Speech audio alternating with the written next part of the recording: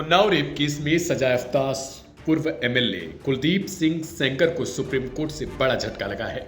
Supreme court ने Delhi high court के उस आदेश पर रोक लगा दी जिसमें सेंगर की उम्र कैद की सजा को सस्पेंड किया गया था।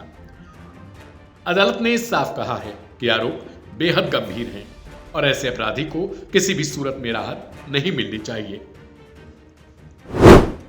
सीजेआई सूर्यकांत की टिप्पणी आरोप गंभीर, राहत का सवाल नहीं।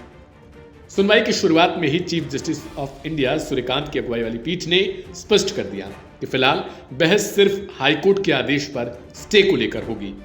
कोर्ट ने कहा कि यह कोई सामान्य मामला नहीं है। दोषी पहले से ही न्यायपालिका द्वारा दोष सिद्ध ठहराया जा चुका है और वह दूसरे मामले में भी जेल में बंद है। ऐसे में स्थिति अजीब लेकिन गंभीर है। सीजीआई ने एसजी मेहता से पूछा, क्या आपका तर्क यह है कि अगर पीड़ित नाबालिग है तो आरोपी सरकारी कर्मचारी है या नहीं? यह बात मायने नहीं रखती। सीबीआई की दलील, विधायक इज इक्वल टू लोक सेवक। दिल्ली हाईकोर्ट के फैसले को सीबीआई ने सुप्रीम कोर्ट में चुनौती दी थी। सीबीआई की ओर से सॉलिसिटर जनरल तुषार मेहता ने अदालत में जोरदार दलीलें पेश की।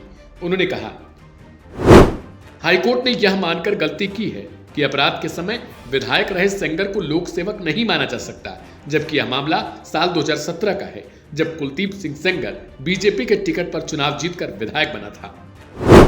पॉक्सो एक्ट, नाबालिग पीड़िता, सख्त सजा का प्रावधान। सॉलिसिटर जनरल तुषार मेहता ने अदालत को बताया कि यह नाबालिग से रेप का मामला है। वारदात के वक्त पीड़िता की उम्र 15 साल 10 महीने थी। ऐसे में आईपीसी की धारा 376 और पॉक्सो एक्ट की धारा 5 और 6 पूरी तरह लागू होती हैं। उन्होंने कहा कि अगर कोई व्यक्ति प्रभावशाली स्थिति में रहते हुए इस तरह का अपराध करता है तो न्यूनतम सजा 20 साल या उम्र कैद तक हो सकती है। एससी की टिप्पणी, पॉक्सो की अनदेखी गलत। सुनवाई के दौरान सुप्रीम कोर्ट ने यह भी सवाल उठाया कि क्या हाई कोर्ट ने आईपीसी की धारा 376(2)(i) के तहत दोष सिद्धि की गंभीरता को सही तरह से परखा था या नहीं। कोर्ट ने साफ कहा कि पॉक्सो में किए गए संशोधन सजा बढ़ाने से जुड़े हैं, न कि किसी नए अपराध को परिभाषित करने से। सुप्रीम कोर्ट की चेतावनी, न्याय सड़कों पर नहीं होगा।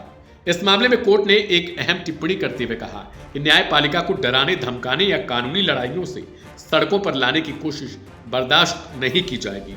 कोर्ट ने यह भी कहा कि जजों की तस्वीरें वायरल करना और राजनीतिक दबाव बनाना दुर्भाग्यपूर्ण है। बहस कोर्ट के भीतर होनी चाहिए, बाहर नहीं।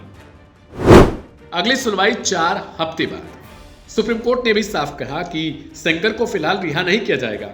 अदालत ने पीड़िता को भी यह अधिकार दिया है कि वह अलग से विशेष अनुमति याचिका दाखिल कर सकती है। इसके लिए किसी अतिरिक्त अनुमति की जरूरत नहीं होगी। कोर्ट ने सेंगर के वकील को नोटिस जारी करते हुए 2 हफ्ते में जवाब दाखिल करने को कहा है। मामले की अगली सुनवाई अब 4 हफ्ते बाद होगी। पीड़िता का पक्ष, न्याय की लड़ाई जारी। उधर सुप्रीम कोर्ट के इस फैसले से पीड़ित परिवार को राहत मिली है। पीड़िता की बहन ने कहा है कि जब तक पूरा न्याय नहीं मिलेगा उनकी लड़ाई जारी रहेगी। हाई कोर्ट के फैसले के बाद जो विरोध प्रदर्शन शुरू हुए थे उन पर भी सुप्रीम कोर्ट की सख्त टिप्पणियों ने साफ संदेश दिया है कि कानून से ऊपर कोई नहीं है।